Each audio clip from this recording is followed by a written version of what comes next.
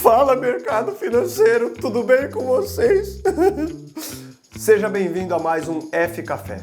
Esperamos que esteja te ajudando, você que trabalha com finanças, atendendo clientes e que precisa de um resumonstro do mercado financeiro, com explicações bem didáticas e os principais dados que precisa para ajudar os seus clientes. Cola na minha que a FK Partners te explica o que está acontecendo. Toma esse café comigo e vamos juntos ver o que aconteceu de melhor nessa semana que passou.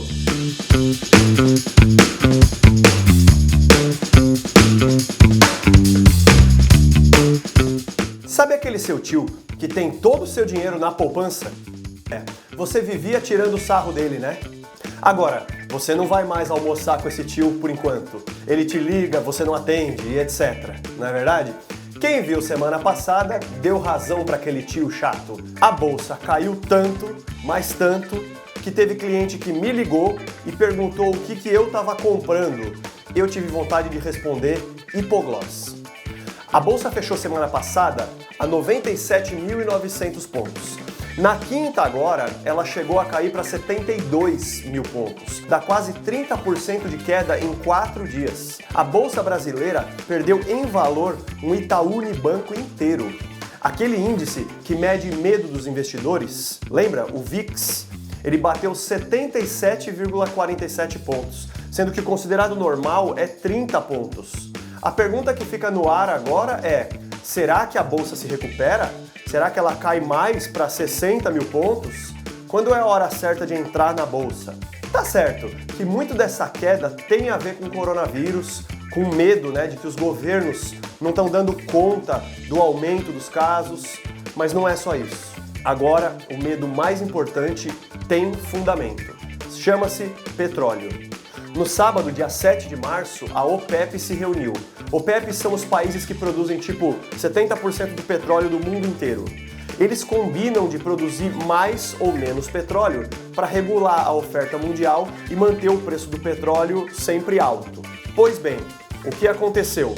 Com o coronavírus, começaram por aí a se discutir se a China ia ou não desacelerar a sua produção. E, portanto, se não ia precisar de tanto petróleo.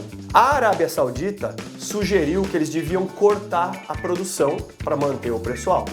Para surpresa de todos, a Rússia disse que não vai cortar a produção de petróleo. Ao contrário, ela vai até aumentar um pouco mais.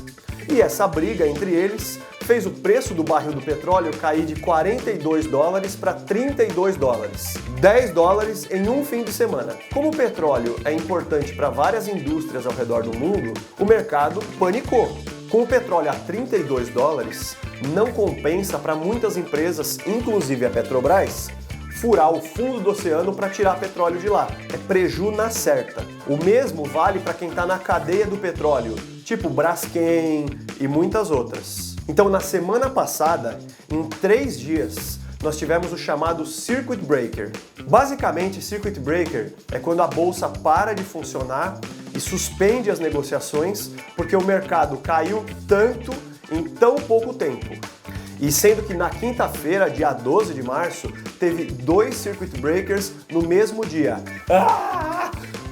Dá pra ver que a linha azul aí no gráfico que eu tô te mostrando não é contínua? Então, foi o Circuit Breaker. Meu Deus! Já o coronavírus virou pandemia mundial na quarta-feira e ele continua infectando bastante gente. Agora eu queria falar um pouquinho dele com vocês. O que você não sabe sobre coronavírus? Primeiro, que já tem mais gente curada dele do que contraindo ele. Segundo, que 82% de quem pegou coronavírus ficou em casa com um pouco de febre e com um pouco de dor no corpo. É uma gripe. Os outros 18% que foram para o hospital, menos de 5% tiveram realmente complicações críticas. Terceiro, coronavírus complicou a vida de quem já tem doença pré-existente, tipo doença cardiovascular em primeiro lugar, diabetes em segundo lugar, doença respiratória em terceiro lugar, câncer em quarto lugar. Quem não tem nada disso, pouco provável que fique muito mal com coronavírus. Quarto, coronavírus mata idoso. Os países que mais se lascaram até agora foram China e Itália, países com muita população acima de 60 anos. Quinto, se formos ver qual doença mata mais por dia, coronavírus não é nem top 15 e nem faz cócega em tuberculose, hepatite, AIDS, meningite. Até a gripe comum mata mais do que coronavírus. Então, se você conversar com especialistas, eles vão te dizer que muita gente vai pegar coronavírus, mas que não era para estar esse pânico todo. O medo é um monte de gente infectada ir para o hospital ao mesmo tempo. Na prática, coronavírus te obriga a não dar mais abraço nas pessoas, nem beijo, tem que ficar a 2 metros de distância do outro e acabou com a atividade esportiva. Ou seja, coronavírus é tipo uma vida de casado, só que com tosse. O que mudou em relação a SARS, ou HN1, ou qualquer uma dessas pandemias que já houve? É que agora metade do planeta tem Facebook ou Instagram.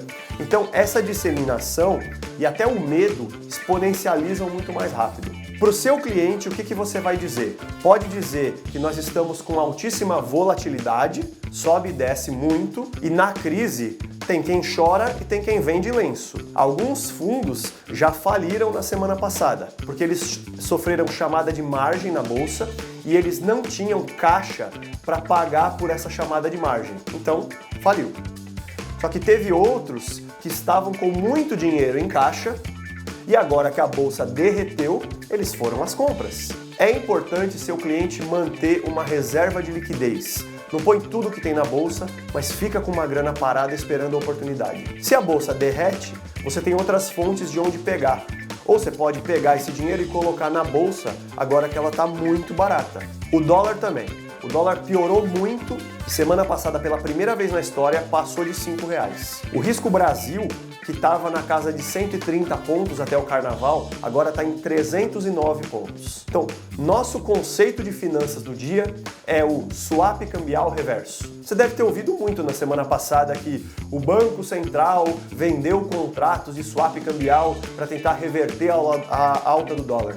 Lembra disso? Então, o que é swap cambial reverso? Basicamente é um contrato que o governo te paga a variação do dólar em um determinado mês e você paga para o governo X%, tipo 5%. Daí o governo faz um leilão disso. Então, imagina que um banco entrou nesse contrato pagando 5% para o governo. O que isso quer dizer? Que esse banco espera que o dólar vai variar menos do que 5% nesse período. Daí ele recebe 5% do governo e só tem que pagar 4% do governo. Ou seja, ele teve um lucro aí. Então, ao fazer isso, o que o governo consegue é que o dólar pare de oscilar agora e joga essa oscilação para o futuro. 1 mês, 2 meses, 6 meses. A oscilação vai para frente. Então, essa semana, o governo vendeu não só swap cambial reverso, ele também vendeu dólar no mercado à vista. Quer dizer que ele pegou reserva de dólar que ele tinha e vendeu como se fosse uma pessoa indo para Disney. Só que o governo fez isso com 1,7 bilhão de dólares. Daí a cotação caiu um pouco, não ficou em 5. Mas a tendência do dólar deve ser de piora. Por isso, empresas precisam se proteger, fazer o que a gente chama de hedge e aprender estruturas mais eficientes para isso. Quem tem importação para pagar num dólar de 5, quebrou. Na economia, também a coisa não foi muito boa. O governo queria alocar parte dos recursos do orçamento da União para enfrentar o coronavírus. Era acessar o tal do BPC, chama Benefício de Prestação Continuada. Isso ia aumentar uns 20 bilhões de reais na despesa do governo. Daí, quando bateu lá no Bolsonaro, o Bolsonaro vetou isso e o Congresso derrubou o veto do Bolsonaro e manteve o gasto. Com isso, espera-se que o nosso sonhado superávit fiscal demore mais para acontecer e os mercados também reagiram muito mal a esse excesso de gasto do governo e ao Bolsonaro, ao executivo, brigando com o Congresso. Então o governo está meio tretado, governo com Congresso. E tem ainda algumas coisas muito importantes para ser votadas lá no Congresso, como o plano de equilíbrio fiscal, autonomia do Banco Central, privatização da Eletrobras e outros temas. Esses planos todos têm que sair no papel. É importante para o país retomar o crescimento. Bom, e na FK? Nós aqui na FK estamos atentos à propagação do vírus e comunicando sempre com os nossos alunos caso algum caso ou algum quadro mais grave realmente aconteça. Então a conclusão dessa semana.